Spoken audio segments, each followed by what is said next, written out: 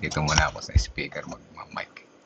Ayan, salamat po sa umawit si dalawang magkapatid sa Gimba Church po. So ayan, salamat sa mga patuloy na sumusubaybay. Sila pastor ay na-stranded daw ngayon sa Batangas, mga kapatid. Nag-chat siya sa akin na stranded. So, maraming travelers ngayon patawid ng dagat. Ano po? Kaya pastor, kung nakikinig ka man, ay enjoy lang po yung magpaghihintay niya dyan maghapon hanggang mamaya 4 p.m. So, dyan muna kayo ikot-ikot sandali. Ano po? May purpose yan, kaya napunta kayo dyan. Siguro, ikot-ikot muna kayo dyan. Enjoy ang Batangas. Ano po? Ayan, sige. Bago natin ipasa kay pastor, tayo muna ay batiin natin yung mga naunang pumasok. Ate Mitch San Jose, good morning po. Ate Janice, Ate Lorna, Ate Rebe, Ate Amy kagabi. Nag-enjoy naman lahat, kahit medyo kapos sa oras kasi may mas importanteng gawain na po. Pero masaya, actually masaya. Masaya ang celebration, kaya ayos naman. Si Ate Janice, good morning po sa inyo dyan. Daddy Pogi, good morning po sa inyo dyan. Sister Mirna, Sister Limpa, Sister Shirley, Sister Marilu, at Sister Belinda Salvania. Sige po, thank you, Pastor, ang pagkakataon. Bagaman ito ay nirecord niya bago sila umalis.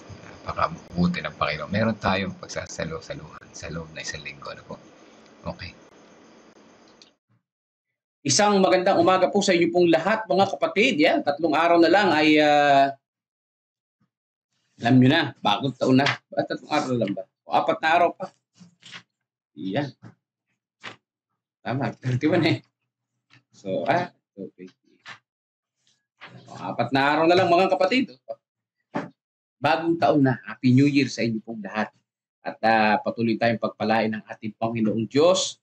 Pagtatapos ng taon na ito, ano ang mga na-experience natin na pagpapala galing sa ating Panginoong Diyos, ating ipagpasalamat. Pagsunod sa halimbawa. Kayo po ba ay naging mabuting halimbawa din sa inyong nasasakupan ngayong taon na ito? Ay purihin ng Panginoon kung kayo po ay naging mabuting halimbawa. Tayo po ay manalangin, mga kapatid. Sa aming pong pagsamba, O Diyos, sa inyo, kayo po ang aming pundasyon ng aming buhay. Kayo po ang pinagpufokusan namin, O Diyos. Kami humihingi ng kapatawaran sa aming kasalanan at aming pong dalangin, Panginoon, sa umaga na ito, ang aming pong pag-aaral dito po sa 1 Peter chapter 2, 21-24. Inyo po nawang igawad sa amin ng karunungan, O Diyos, at amin pong maintindihan at maunawaan ang inyo pong mga salita, at kayo po ang siyang magpatnubay sa amin at magbigay buhay sa amin sa mga oras na ito. Salamat po sa pag-ibig niyo po sa amin. Salamat po sa buong 1 taon na kayo po'y nariyan upang kami alalayan. Ito po ang aming dalangin sa banal na pangalan ni Jesus. Amen. So, pagsunod sa halimbawa, ang ating po mga sinasabi ay po pwedeng maging mabuting halimbawa sa ating pong mga anak at sa mga nakapaligid sa atin. At po pwedeng ang ating mga sinasabi din ay maging masamang halimbawa sa ibang mga tao. No? Lalo na sa ating pong mga anak o sa ating kapamilya o lalo na sa church members. Kaya dito, ang pagsunod sa halimbawa, o meron ba kayong sinusundang halimbawa? Number 1 na dapat nating sundan na halimbawa ay walang iba kundi halimbawa ni Jesus Christ. Sabi dito sa napakahaba nating pinakakitek sa 1 Peter chapter 2, verse 21-24, sapagkat ukol dito kayo'y tinawag. Sino ito tinawag? Mananampalataya. Sapagkat si Kristo man ay nagdusa alang-alang sa inyo, na kayo'y iniwanan ng halimbawa. Kayo ang nagbigay ng halimbawa si Jesus, upang sumunod kayo sa kanyang mga yapak. Siya'y hindi nagkasala at walang natagpuang pandaraya sa kanyang bibig. Yan, ang napakaganda, no? Walang pandaraya sa harapan ng Panginoong Diyos. Sa kanyang bibig ay walang pandaraya. Nang siya'y alipustahin, hindi siya gumanti. Nang siya'y magdusa, hindi siya nagbanta. Kundi ipinagkatiwala ang kanyang sarili doon sa humahatol na may katarungan. Siya mismo ang nagdala ng ating mga kasalanan sa kanyang katawan sa punong kahoy, upang tayo mamatay sa mga kasalanan at mabuhay sa katwiran. dahil sa kanyang mga sugat ay gumaling tayo. Gumaling kayo. Gumaling ang bawat isa sa atin. So ano po, yung halimbawa ni Jesus Christ na iniwan niya sa atin, yung pong pagmamahal. Kasi nga naman, kung susundin natin yung halimbawa ni Jesus na siya'y namatay din, eh magpapapako ka rin sa krus. Di ba? Ikaw ay mamamatay din sa krus. Hindi po mga kapatid. Yung halimbawa dito na susundan natin, yung pong hindi nagkasala si Jesus. Na walang pandaraya sa kanyang bibig. Yan yung halimbawa na masusundan natin. Paano mangyayari ito na hindi tayo magkakasala? Nagkasala na nga tayo mga kapatid. Alam nyo, kapag tumatanggap tayo sa Panginoon, nananampalataya tayo sa Kanya, nalilinis tayo mga kapatid. Back to zero ang ating pong buhay. Ibig sabihin, back to zero, yung ating mga kasalanan ay nabubura dati. At ang natatandaan ngayon yung katwiran ni Jesus. Kaya maari kang lumakad muli na hindi nagkakasala sa harapan ng Panginoon.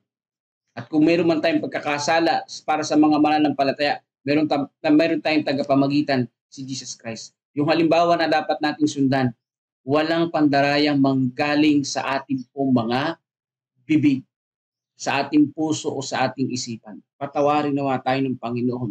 Maraming beses tayong nandaya sa isip natin at sa ating puso at sa ating mga bibig. Makasalanan tayo mga kapatid dahil doon ang ating Panginoon. Ano po ang ginawa niya? Siya'y nabayubay doon sa krus ng Kalbaryo. Ano pa ang halimbawa ni Jesus Christ dito? Nang siya alipustahin, hindi siya gumanti. So, sino po ang sa inyo yung manggaganti? Ako mahilig ako gumanti sa nakasakit sa akin. So, hindi dapat ganun pala. Si Jesus ang sundan natin, baka kapatid. Kasi si Jesus hindi gumaganti. Grabe, ano? Nang siya'y magdusa, hindi siya nagbanta. Ilan sa inyo ang nagbabanta? Sige, pag ginawa mo yan, may kalalagyan ka. Si Jesus hindi nagbanta. Paano yung word na gumanti? Di ba sabi sa Bible, hindi gumanti ang Panginoon, pero sa banal na kasulatan, sabi sa Apokalipsis, susunugin ng Panginoong Diyos yung mga hindi sumampalataya sa Kanya. Kasama ng mga tumusok ng Kanyang tagiliran na hindi naniwala sa Kanya. Hindi ba pagganti yun? Hindi po pagganti yun. Yun po ay kaparusahan na hindi po kagustuhan o hindi po kasiyahan ng Diyos. Di ba sabi sa Ezekiel 18:31, walang kasayahan ang Diyos sa kamatayan ni Numan. Kaya po yung pagsunog sa dagat-dagatang apoy sa mga makasalanan, hindi po pagganti ng Diyos. Dahil hindi naman siya masaya na gawin yun. Kundi yun ay hinihinging kailangan gawin. Yun ay paghatol doon sa mga ayaw tumanggap sa Panginoon para ang mga mananampalataya ay hindi na makontaminate ng kasalanan ng mga tao na ito, ng demonyo na ito, di ba? Ng mga satanas na ito. No, hindi na makontaminate ang langit at kahit yung mga anghel sa langit at yung mga maliligtas. Hindi na makontaminate ng mga kasalanan. Kaya kailangan gawin ito ng Panginoong Diyos. Pero hindi yun pagganti ng ating Panginoon. Nung alipustahin siya, hindi siya gumanti, hindi siya nagbanta, kundi pinagkatiwala ang kanyang sarili doon sa humahatol na may katarungan. Sino po yung humahatol na may katarungan? Ang ating Panginoong Diyos. No? Hindi tayo dapat gumanti, hindi tayo dapat na bumawi. Bagamat tayo, baka tao talagang mapagbanta tayo, mapagiganti tayo. Sinusumpa natin sa isip ang mga tao na gumagalit sa atin, sumasaling sa atin. Pero ang Panginoong Diyos, mga kapatid, talagang nariyan siya at hindi umahatol ng mapangit na hatol sa atin, kundi tapat ang ating Panginoong Diyos sa bawat isa. Sabi dito sa tatanggap tayo ng kapangyarihan, sa lahat ng ating kapigatian, si Jesus ay napigati at naging sakdal ang tagapagtatag ng ating kaligtasan sa pamamagitan ng pagdurusa. Sa buhay na ito, mapapatunayan tayo kung kakayanin natin ang pagsubok ng Diyos. Darating sa atin ang mga tukso ni Satanas at masusubukan tayo. Subalit ang pinakamahalagang katanungan sa atin ay madadaig ba tayo? Ay madadaig tayo kapag tayo lang. Pero kung kasama natin ang Panginoon, hindi tayo madadaig. Gaya ng sinabi ng ating Panginoon nung siya ay tinukso, ano po yung halimbawa ni Jesus Christ?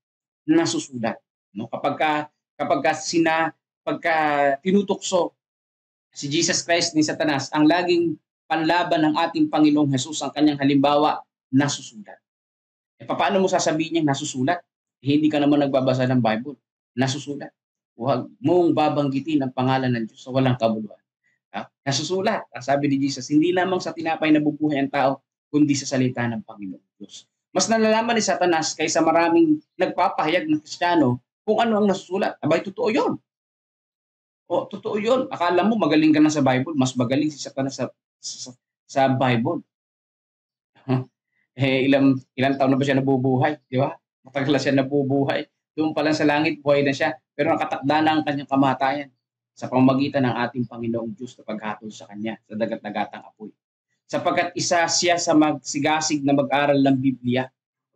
At gumagawa siya upang baluktutin ang katotohanan. Yung pala ang gusto niya, no? Kaya pala niya sinasaliksik ang Bible para baluktutin ang katotohanan. Katulad ng mga atheists. Ang mga atheists, nagbabasa rin ng Bible yan. Hindi para kilalanin ng Diyos, kundi para makahanap ng mali sa Bible. Yung mga atheists, di ba? O yung mga nagbabasa ng Quran, yung mga kaibigan nating Muslim. Nagbabasa sila ng Bible para, yung iba, para hanapan ng mali yung Bible, yung mga nakikipagdebate. Pero yung mga seryoso naman ng mga kaibigan nating Muslim, nagbabasa sila ng Bible, naghahanap sila ng katotohanan tungkol sa ating Panginoon, di ba? Sabi dito, at ihatid ang tao sa landas ng pagsuway, yan ang gawain ni Satanas. Niyahatid niya ang mga tao na pabayaan ang salita ng ating Panginoong Diyos. Pabayaan ang pagsasaliksik ng salita ng Panginoong Diyos. Wag mga kapatid, wag nating pabayaan ang pagsasaliksik ng salita ng Panginoong Diyos. Magpatuloy tayo. Bakit? Mas magaling sa atin si Satanas. No? Babaluktutin niya ang katotohanan. Kailangan, marami na rin siya kakampi. Marami rin mga tao na nag-aral ng Bible at binabaliktad ang katotohanan na si Jesus Christ ay hindi Diyos, ang banal na Espiritu ay hindi Diyos, power lang daw siya, ang mga karumal-dumal ay nilinis na daw ng Diyos, pero wala sa Biblia yun, dinaluktot na mga ito. No? Na ang author noon ng pagbaluktot ng Bible ay si Satanas. At ang technique pa ng kaaway, half truth, half lie. Kaya kailangan na magmatsyag tayo at mag-ikat. Talagang saliksikin ang banal na kasulatan dahil ang pantama ng kaaway, half truth, half lie. Mahirap mo na malaman yung tama sa mali. Dahil pinaghalo na. Kailangan pure right. Yan. Pure na tama. Kung gawin ni Satanas na 97% tama, 3% ang mali, mali pa rin yun. Contaminated pa rin. Kasi sa Panginoong Diyos, 100% tama. So ganyan po mga kapatid, kinakailangan na talagang tayo ay mabuting magsaliksik ng salita ng Panginoon. Sabi dito, sapagkat alam niyang nagpapatotoo ito laban sa Kanya. Yung Bible, no? Kapag sinaliksik natin, nagpapatotoo ito laban kay Satanas. Pero ito yung nagpapatotoo rin naman sa ating Panginoong Diyos. Masama ang kanyang ginagawa ni Satanas. Inilalarawan siya bilang tumalikod na anghel na nahulog mula sa langit at tinila ang marami sa mga hukbo ng langit kasunod niya sa isang kurso ng paghihimagsik laban sa kanilang manlalala. So ayan po mga kapatid, ang ayaw ni Satanas na malaman ng maraming mga tao. Patuloy na nagsusumikap si Satanas na ilayo ang mga isipan ng tao mula sa Diyos at sa kanyang salita. Alam niyang kapag nagawa niyang magdulot sa tao ng kapabayaan sa salita ng Diyos, madali na lamang niya silang mapapalayo mula sa mga alituntunin nito. At sa huli ay makakalimutan ang kanilang manliligtas. So yan ang gusto ng Panginoong Diyos. No, maipalimot ang salita ng Panginoong Diyos. Kaya habang buhay tayo, habang nakakabasa ka, habang may lakas ka, no, sa susunod na taon, ang kailangan nating gawin mga kapatid, magbasa ng salita ng Panginoong Diyos. Magsaliksik ng salita ng ating Panginoong Diyos. Alam natin ang sinasabi ng Panginoong Diyos sa Bible nang hindi po tayo madaya, nang hindi po tayo malinlang ng kaaway. Hindi ko mo nagbabasa ka ng Bible ay sa Panginoong Diyos ka na. Yeah? Kasi si Satanas nagbabasa rin ng Bible pero ayaw sa ating pong Panginoong Diyos. Kinakailangan ng taimtim na panalangin at pananampalataya sa ating pong Panginoong Diyos. Pagkatapos ay tatanggap sila ng mga payo, ng mga tagubilin sa kaaway ng Diyos sa tao at bubuo ng samahan, masasamang tao at masasamang anghel laban sa Diyos at ng langit. Yan po mangyayari dyan kapag ang mga tao ay nakinig kay Satanas, magiging kakampi ni Satanas para labanan ng Panginoong Diyos. Kaya nga po doon sa third coming, after 1,000 years na pagdating ng ating Panginoon sang-ayon sa banal na kasulatan, ay iisipin ng mga tao, ng mga makasalanan na binuhay muli para tanggapin ang kanilang parusa na kubkubin ang bahayang banal, no, yung New Jerusalem. Pero ang sabi ay bumagsak ang apoy galing po sa langit at natupok ang lahat ng mga masasama, mga makasalanan na hindi nagbaliklop sa Panginoon at si Satanas at ang kanyang mga anghel. So yan po ang nais ng kaaway. Magsama siya na maghihimagsik laban sa Diyos. Ang impyerno ay para lang kay Satanas at hindi para sa atin. Pero kung gustong sumama ng tao, ang Diyos ay walang magagawa kundi tayo ay isama na rin kung gusto natin doon. Wala eh, pinili mo, di ba? Pero hanggat maaari pa, hanggat di pa dumarating si Jesus, hindi pa close probation sa atin, tayo ay magbalik loob sa Panginoon. Tayo ay sumama sa Panginoon. Tayo ay manampalataya sa Panginoon. Sabi sa Signs of the Times, August 28, 1893, sa ilalim sa mga pagsubok at mga tukso ang mga magiging tapat sa Diyos. Totoo yan. Subalit, kung sila ay tunay na buhay sa Diyos at ang kanilang buhay ay natatago sa Diyos kasama ni Kristo, malalaman nila kung paano magkaroon ng mga pagpapalang ipinagkaloob ng Diyos sa mga tapat at masunuri.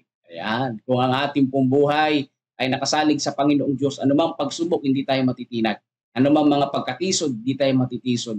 Anumang pagkapait ng naranasan natin, anumang kalungkutan ng naranasan natin, hindi tayo magkukulaps. Mananatili sa Panginoong Diyos hanggang siya ay dumating, mga kapatid. Kailangan natin dito makunat pa sa walnut ang ating pong pananampalataya. Dahil maraming mga ligalig, maraming mga lindol ang susubok ng ating pong pananampalataya. Pero kung yayakap, kakapit tayo sa ating Panginoong Diyos at mananatili sa kanyang kamay, ang sabi ng banal na kasulatan, hindi tayo maaagaw ninuman sa kamay ng ating Panginoong Diyos kung mananatili tayo sa kanya. So ang halimbawa ng ating Panginoon ay napakaganda na dapat nating sundin, mga kapatid, no? Hindi po siya nagkasala, hindi po siya naging mandaraya, hindi po siya gumanti, mga kapatid, hindi po siya nagbanta, at higit sa lahat, mga kapatid ko, ginamit niya ang salita ng Panginoong Diyos. Ginamit niya ang salita sa banal na kasulatan. Ginamit niya ang Biblia upang labanan ang kaaway. Yan po ang mabuting halimbawa na galing sa Panginoong Diyos na tayo gagamit din ng Bible para labanan ang kaaway at para itaas ang ating pong Panginoong Diyos. Huwag nawa tayong maging katulad ng iba na ginamit yung Biblia para ibaba ang Diyos, para itaas ang sarili. Hindi ho. Kailangan ibaba ang sarili at itaas ang Panginoong Diyos sa pamamagitan ng banal na kasulatan at labanan ng kaaway si Satanas sa pamamagitan din ng Biblia. Mga kapatid ko, ito'y seryosong bagay na ating pong saliksiking mainam ang Biblia, mga kapatid. Bakit? Dahil mas magaling sa atin si Satanas. Matagal na siyang panahon na bubuhay sa mundong ito, hindi pa tayo pinapanganak, buhay na siya, nag-aaral na siya ng Biblia, nag-aaral na siya para tuksuhin tayo, para tayo ay mawala sa pananampalataya. Yun ang kanyang trabaho eh. Yun ang kanyang pinili eh. Pero kailangan tayo magbantay at magmatsyag. Maaaring pinagtatawanan tayo ngayon. Nagbabasa tayo ng Bible, nag-devotional tayo, pero alam niya makasalanan tayo, pinagtatawanan tayo.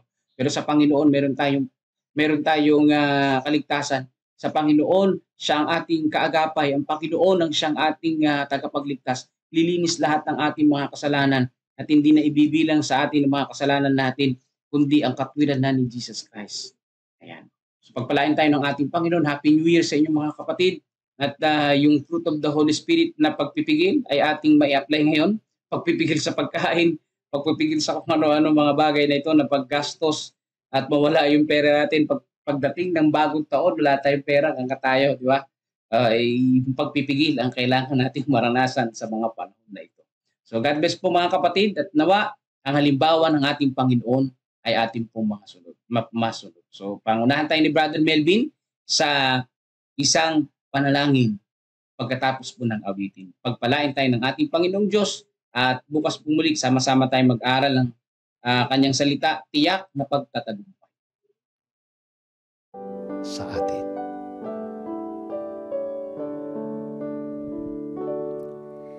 Kaibigan ko, pakinggan mo, panawagan para sa'yo.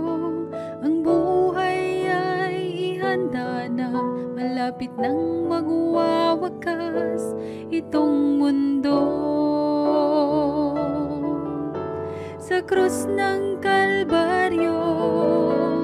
Siya'y nagkadipa, nag-aantay kung kailan ka lalapit sa Kanya.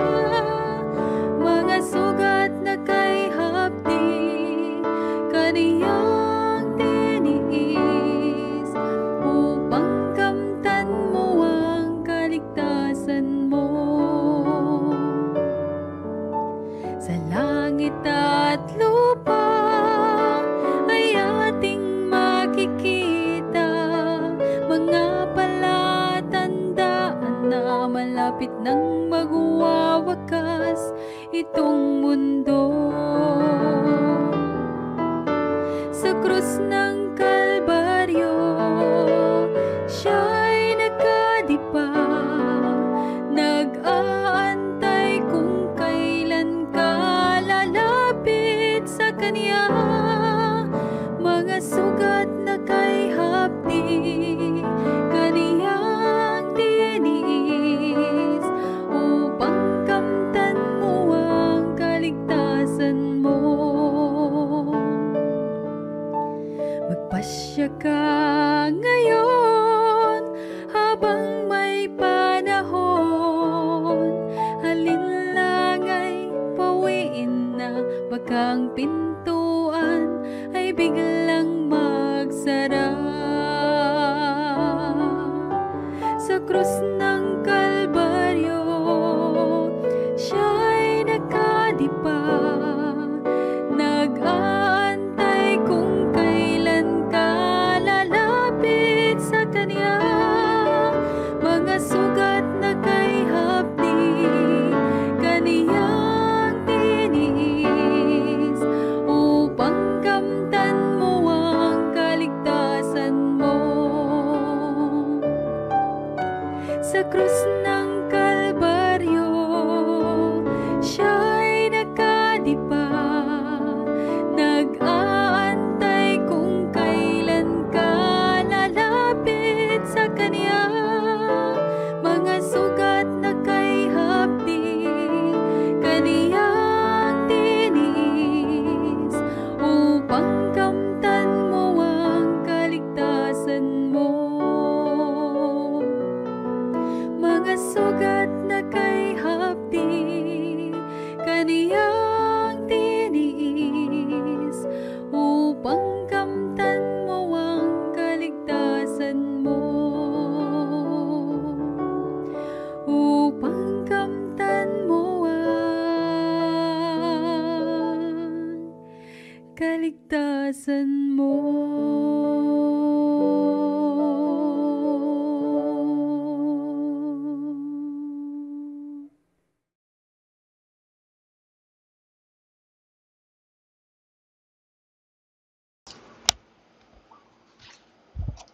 Amen, mga kapatid. Ayan, sa krus ng Kalbaryo. Talaga namang malapit na ang kanyang pagdating. Kaya tuloy natin tanggapin si Jesus. Kaya salamat po, Pastor. Salamat din sa awit na yan. At patuloy na tayo ay maging gumaya sa isang halimbawa. Gusto ko sinabi ni Pastor na ang Panginoon na hindi mahilig gumanti. Bakit nga ba? Ang tao ay likas na gumanti. Hindi ko i-exempted yung sarili ko dito. Mga kapatid. So, lahat tayo, karamihan sa atin, tinamaan dito. Mahilig tayong gumanti. So, sa tuwing tayo ay gaganti, isipin natin si Jesus, hindi mahilig gumanti. Hindi niya gusto yung gumanti. So, isang gandang halimbawa na tayo ay hindi dapat gumaganti sapagkat hindi ito kalooban ng Panginoon. Isa yan, isama natin sa ating unti-unting buburahin sa ating pangangatawan, yung pagganti. At saka yung hindi mahilig magbanta. Pati ako tinamaan din dito, mga kapatid. Mahilig magbanta. So, maraming pagkakataon na mahilig magbanta. Tayo ay mahilig magbanta. So, tanggalin natin. Tunay na mahirap gawin yung unconditional love. Pero posible, posible dahil nagawa ni Jesus. So, posible. Kailangan lang natin maging matatag sa pananampalataya na siya ay patuloy na sasama sa atin. Ang gawa niya, magagawa din natin. Kaya isa na namang magandang paalala sa atin. Ngayong umaga na to, kahapon lang, napaalalahanan tayo, nakalimutan natin. So yan, dagdag na naman sa ating New Year's resolution. Speaking of New Year's resolution, ano po? Ayan, sinabi ni Pastor, fruit of the Spirit, pagpipigil. Ako, pagpipigil. Napakarami dapat pigilan. Pigilan ang sarili sa pagganti. Pigilan ang sarili sa pagbabanta. Pigilan ang sarili sa pagkain. New Year's, maraming pagkain, mabilog-bilog. Ano? Swerte ba talaga yung bilog-bilog? Binabasa akong article. Malas yan. Bakit? Gagastos kayo. Hindi naman kailangan, di ba? Ang tunay na swerte ay wala sa dictionary. Walang swerte, kundi lahat ay pinagtitiwala sa Panginoon. So, yan. Lahat ay pinagtitiwala sa Panginoon. Kaya, ang pagsunod sa isang mabuting halimbawa ay tunay na napakahalaga. Tunay na napakahalaga. Kasama natin sa panalangin ng ating mga sarili. Na naman tayo ay matutong sumunod sa halimbawa. Matutong sumunod sa halimbawa at maging matatag sa mga tukso na ginagamit ng kaaway. Yan madalas yung ginagamit ng kaaway. Gagalitin niya tayo. Gagamit siya ng isang tao para gantihan natin. Ano? At hindi, ano? Dalawa tayong biktima. Yung tao ginamit niya at tayo na natisod. Ano po? And let's pray po mga kapatid. Sama natin sa panalangin na tayo patuloy na maging matatag at sumusunod sa isang magandang halimbawa. Let's pray po mga kapatid. Amang banal, makapangyarihan sa lahat. Salamat po muli sa umaga nito na patuloy niyo kami binigyan ng panibagong buhay, kalakasan. Salamat sa pagmagdamag na kapahingahan na binigay niyo sa amin. At higit sa lahat, salamat sa pagkakataon na kami muling makarinig ng magandang halimbawa na nagmumula sa inyo. Ama, lahat kami ay na-touch sa umaga nito. Ang ilan sa amin ay mahilig kumanti, mahilig magbanta, walang pagpipigil sa sarili. Nais namin na itong tatlong karakter na ito ay aming mapura sa aming puso at isipan. Sa tulong po ninyo, ito ay aming magagawa. Ngunit sa aming kakayahan lamang ay wala kaming kakayanan na ito ay aming masupin. Kaya dalangin namin na sa araw-araw na aming pamumuhay, bawat oras, bawat sandali, na ito ay aming masaksihan. Itong tatlong problema nito, aming karakter, makita namin kayo na pumipigil sa amin. Upang sa ganun kami, madali ang makahingi ng tawad at hindi namin may pagpatuloy ang aming nais na gawin sa aming kapwa. Maraming salamat sa paggabay sa amin. Tunay na ramdam namin ang inyong pagmamahal. Sa pagpapatuloy, nais namin sama sa panalangin mo na si Pastor Nelvin at si Ma'am Karin. Kung saan na-stranded sila doon sa Batangas Pier.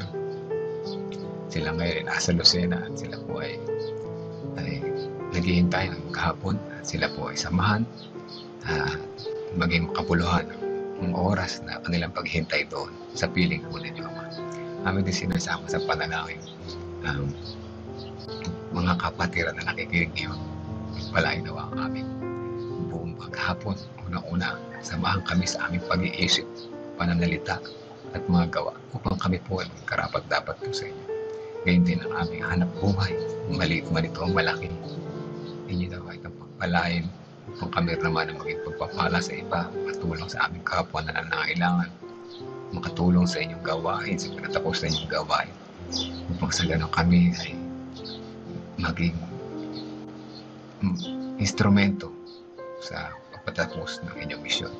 Amin din sinasama sa panalangin ng kapatiran ng mga karamdaman.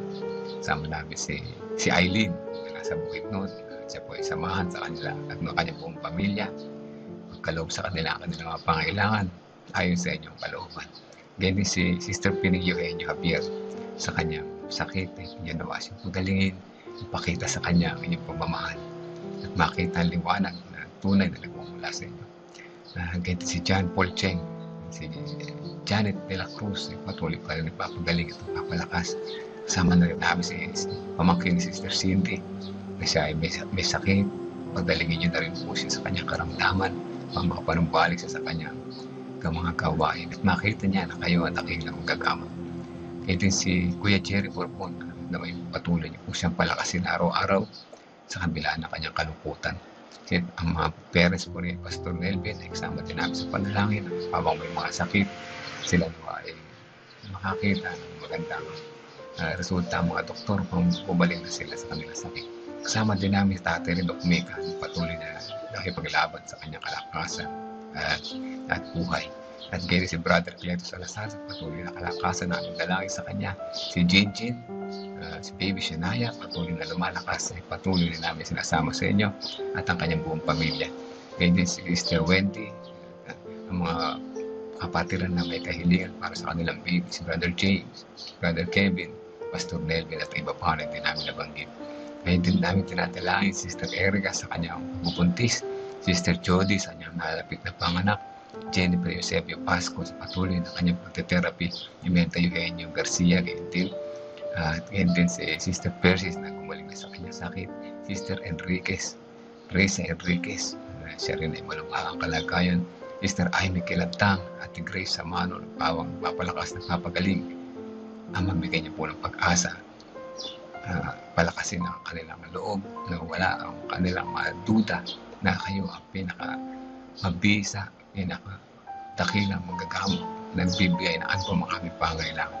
Ganyan din si Ate Esther Lopez, Brother Benjamin, Bunti Gamboa, si Marilita, si Tayan, si Pichi, at pamangkin ni Sister Nimpa Rivera na patuloy na nakatingin po sa inyo na nagtitiwala, lumalakas mga tawan sa bawat araw. Kaya ni si Kuya Bobby, Ate Lorna, Ate Gigi Concepcion, Gregorio Santin, si Tatay Pento, Kuya Mike Pablo, patuloy na kalakasan na aming dalangin para sa kanila. Kalusugan ng pamilya ni Sister Rose, Cris Encarnado, Dang de la Cruz at ng aming mga pamilya na narito ngayon. Kaya din si Brother Renato Santos, Romnick Francisco, Olivia, Rebecca Francisco, Precious Cabasong, si Princess Jerquina, si Aris, si Sister Nena, Tia Anig, Tia Aurora, si Ate Sally Sanchez na patuloy titiwala sa inyo, Gina T. Guzman, Janet Montivero, Arturo Doque, at Erlinda Doque. Ang lahat ng kapatid na ito ay may mga prayer request na kami patuloy na lumalapit sa inyo. Karamihan sa amin ay may karamdaman pang pisikal. Ngunit lahat kami may karamdamang espiritual na pamisan-misan kami nagkukulang tiwala sa inyo. Ngunit kami pa rin ay patuloy na nagtitiwala at umaasa na kayo ang aming provider ng aming manlalalang, ang aming dakilang manunubos. Salamat sa inyong mga pangako. Salamat sa inyong pagmamahal at patawad sa aming mga pagkukulang at kasalanan. In Jesus' name, Amen. Amen. Muli po mga kapatid, good morning po sa lahat at patuloy na sumusubaybay. Salamat po. Salamat din sa mga prayer warriors na patuloy na sumasama sa panalangin. At gayon din salamat sa mga nag-shares. Salamat sa mga nag-shares. At naway patuloy natin makita ang halimbawa na ginagay sa atin ng Panginoon. So yan, good morning sa lahat. Sabi nga ni Pastor, 4 na araw na lang. Patapos na ang taon at panibago na naman. So dapat pagka lumilipat yung taon, panibagong taon, isipin din natin yung panibagong buhay na mas matatag kaysa dati. Diba? Kasi pagka kinamusta kayo ng kakapwa niyo, ay kamusta na? Eto, ganun pa rin. So po baguhin natin. Mas mabuti po ngayon kaysa kahapon. Yan ang the best. Kasi dapat may improvement. Araw-araw may improvement. Bakit? Kaya araw-araw may pag-aasang binigay sa atin. Panibagong buhay, panibagong kalakasan bawat araw. So dapat panibagong improvement. Huwag yung all the same. Mag-stay the same lang. Hindi maganda. So dapat nag-improve po. O yan, Ma'am Berna, good morning po sa inyo. Sina Sister Marilyn Lacson, good morning po sa inyo. Sister Percy, Ate Revy, Sister Mirna Gonzalez, Sister Ellen Alpinto, Sister Elizabeth Erese, Nanay Fina, Rico Hermoso, Heidi Celino Salazar, good morning din po sa inyo. And Sister Rose Cris Encarnado, Kuya Melchor, Kuya Narsing, Kuya Monching, si Daddy Pogi, si Amari, nandiyan sila sa Cavite, Sister Belinda Salbaña, at sa lahat ng mga Sister Shirley Rosacinto, iba na bati ko na kanina, yung mga nasa background. Meron ako nakakita dito na nagsilip kahapon si Maria Cecilia Lopez, Janet Maitan, Ellen Alpinto, at yung iba pa, Josephine Canilo Mercado, ayan, po sa inyo, Ronchel Sedlap Miranda, ayan, at sa lahat ng mga pasilip-silip sa during the day, meron pa Nomel Kulata, At then Rep. Andres Bayad, yung mga sumisilip sa maghapon pagka napapadaan sila. Ayan po, hanggang bukas po muli mga kapatid, patuloy tayo maglalangin, patuloy tayo magkaroon ng pag-asa, huwag tayong bibitiw. Patuloy tayong sumunod sa halimbawa na binigyan natin Panginoon. Tayo ay patuloy na maging matatag anuman ang pagsubok na dumating sa ating buhay. Atin niyang pasalamatan sapagkat yan ay magpapatatag sa atin. Sabi ni Sister Belinda Salvania, good morning po mga kapatid. Thank you Lord sa bagong umaga na ibinigay mo sa amin. Lahat pasalamatan natin. So ayan, Kuya Manching, God bless po.